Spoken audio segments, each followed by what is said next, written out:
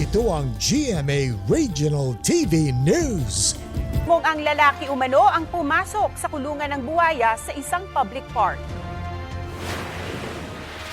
Sabi ng mga kamag-anak na may problema nga po sa pag-iisip at napagkamalan na po talaga niya na laruan yung buhaya na nandun sa cage kaya tumalon po siya sa loob.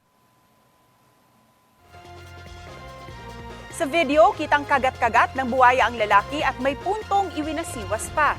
Yan ang tinatawag na galaw ng mga buwaya na death roll. Rumisponde naman ang may-ari ng park at pinatunog niya ang bakal na bahagi ng kulungan. Noon pa lang pinawalan ng buwaya ang lalaki.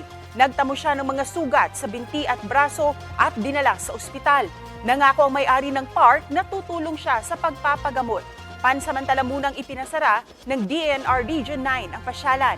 Paalala ng isang animal expert, ang buwaya, captive man o nasa wild ay highly territorial na hayop.